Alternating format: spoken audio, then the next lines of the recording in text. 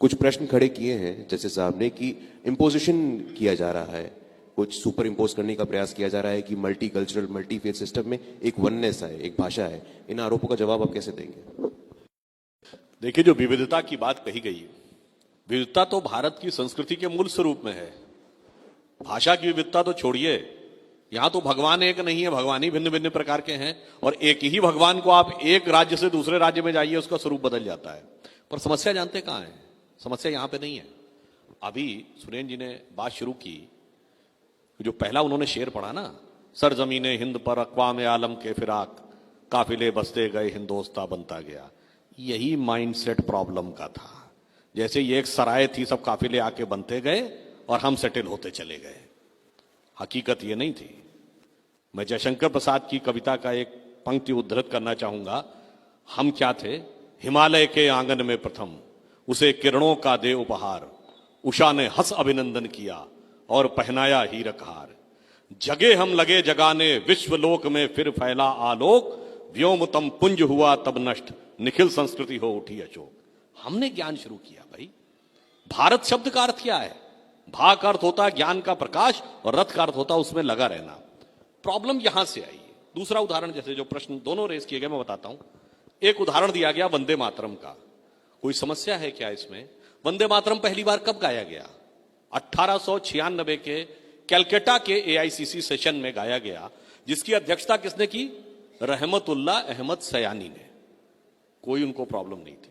1905 में जब करजन ने बंगाल का डिवीजन किया, बंगाल के हिंदू और मुसलमान दोनों लोगों ने बंगाल की सड़कों के ऊपर वंदे मातरम गाते हुए 4-5 साल में ऐसा माहौल बनाया कि 1911 में वो रिवर्ट हो गया। कभी इशू नहीं बना। 1947 14 और 15 अगस्त की रात, जब ना कॉन्स्टिट्यूशन बना था ना हमारा नेशनल एंथम बना था, कॉन्स्टिट्यूएंट असेंबली की पहली बैठक कैसे शुरू हुई? सरोजिनी नायडू ने वंदे मातरम गाया, then the entire constituent assembly started, यानी देश अस्तित्व में उसी में आया। 1952 मौलाना आजाद देश के पहले शिक्षा मंत्री बने, और शिक्षा मंत्रियों का जो पहला सम्मेलन हुआ दिल्ली में, वंदे मातरम नहीं, सरस्वती वंदना भी गाई गई। कल्चर था, ये इशू नहीं था। प्रॉब्लम हुआ जब 1976 में इमरजेंसी में सेकुलर वर्ड डाला और फिर उसका पॉलिटिकल यूज करना शुरू हुआ, तब समस्या हुई।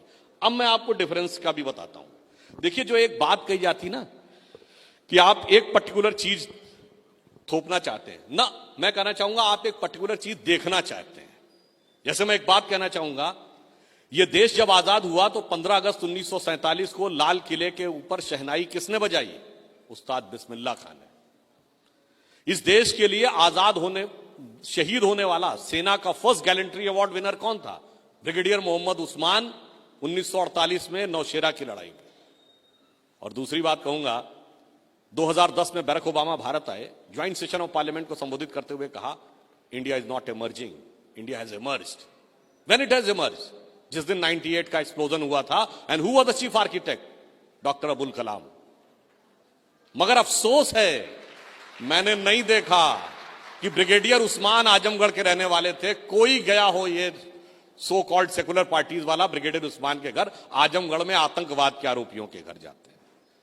वीर अब्दुल हमीद की शहादत की 50वीं वर्षगांठ 2015 में हुई, कोई नहीं गया, गए सिर्फ हमारे यहां वाले। 2007 में डॉक्टर कलाम को दूसरा टर्म मिले, इसके लिए सब विरोध में थे। और 2007 का ही साल इसलिए महत्वपूर्ण है कि उसी समय अफजल गुरु की क्लीमेंसी के लिए सब प्रयत्नशील थे।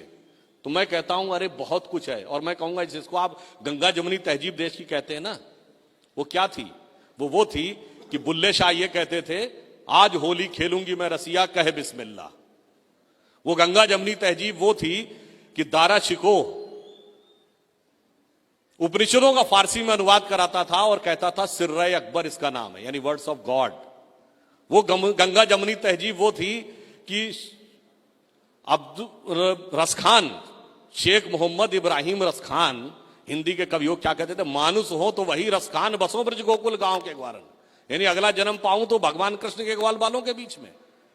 अब्दुल रहीम खान खाना जैसा हिंदी का बड़ा कवि होता था। और ये गंगा जमुनी तहजीब ये थी कि अमीर खुसरो मुस्लिम होकर यह कहने की हिम्मत करते थे कि छाप तिलक सब छीनी तो उसे नैना मिला के। और ये एक तरफा नहीं था, लाखों हिंदू मजारों पे जाता था, आज भी जाता है। मगर अफसोस मैं कहना चाहूंगा, ये जो एक नजरिया था ना, मैंने जितनी बातें बताई आपने कभी उससे अपने को नहीं जोड़ा। आपने किससे जोड़ने की कोशिश की? बाबर, तुगलक, औरंगजेब, अफजल गुरु, याकूब Menon, Ishrat Jahan, Zakir Naik. The problem is here. Nationalism कुछ और है, पॉलिटिक्स कुछ और है।